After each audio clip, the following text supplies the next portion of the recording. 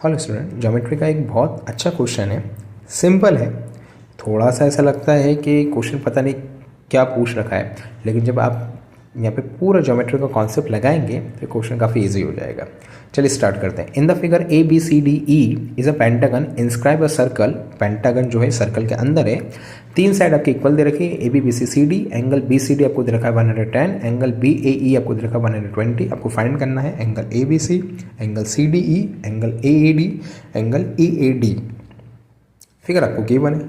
चलिए स्टार्ट करते हैं। सबसे पहले तो मैंने ये फिगर वापस यहाँ पे ड्रॉ कर लिया। मुझे दे रखा है क्वेश्चन में A B B C C D तीनों साइड इक्वल है। सो ए से बी से सी और सी से डी इक्वल दे रखी है।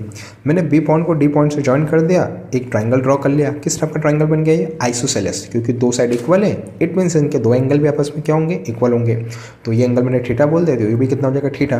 ट्राइंगल के दोनों एंगल का सम कितना होता है? 180। तो theta plus 110 plus theta is equal to 180। Simplify करूँगा मैंने, थीटा का आंसर आ जाएगा 35। इट मीन्स ये एंगल 35 है, ये एंगल भी कितना? 35। अब मैं काम करता हूँ, मैं क्वाड्रिलेटरल ड्रॉ करता हूँ। क्वाड्रिलेटरल मतलब चार साइड, चार क्लोज साइड। तो बी से सी से डी से ई से बी। ये देखिए, ध्यान से देखिए, क्वाड्रिलेटरल ये डार्क कर रखा है। बी से सी गए, सी से डी से ई से बी। अब मुझे एक प्रॉपर्टी पता है साइक्लिक क्वाड्रिलेटरल की, कि जो अपोजिट वर्टेक्स होते हैं उनका एंगल सम कितना होता है? 180। तो angle C plus angle E is equal to angle sum is 180।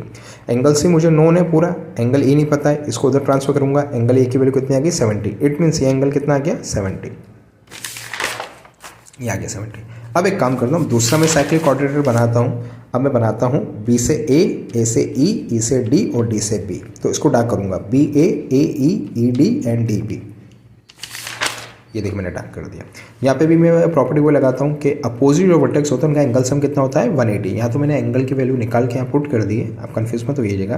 तो angle A plus angle D is equal to 180। तो यहाँ से एंगल डी का आंसर आ जाएगा, अगर उसको ट्रांसफर कर दूंगा तो एंगल डी का आंसर 60। तो ये एंगल कितना आ गया? 60। अब जितने भी एंगल मुझे नोन है सबको यहाँ पे मैंने बना दिया इस फिगर के अंदर। तो 70, 60, 35, 35, 110। ट्राइंगल के तीनों एंगल का सम कितना होता है? 180। तो ये पता, लेकिन ये नहीं पता था। ये देखिए यहाँ पे नहीं पता था। ट्राइंगल के तीनों एंगल का सम 180, इन दोनों को उधर ट्रांसफर कर दूंगा, माइनस कर दूंगा, तो एंगल बी कितना आ गया? 50। तो अंदर का एंगल 50 आ गया। अब मुझे एक चीज़ पता है, प्रॉपर्टी है कि सेम सेगमेंट में बनने वाले एंगल क्या होते हैं? सेम होते हैं। तो अगर ये 35 है तो ये भी कितना होगा? 35। ये सेगमेंट कहलाता है, ये सेगमेंट। ठीक है, तो यहाँ पे जो एंगल बनेगा वो एंगल यहाँ पे बनेगा। अब ये एंगल पता है, ये एंगल पता है, ये एंगल नहीं पता है। ट्राइंगल के तीनों एंगल का सम कितना होता है? 180। इसको मैंने x मान लिया, सॉल्व करूंगा तो x का भी आंसर निकल जाएगा। अब इसका सम करिए, इसका सम, इसका सम, इसका सम, ये आपके सारे एंगल यहाँ पे फाइंड हो गए। आई होप को समझ में आया। Thank you.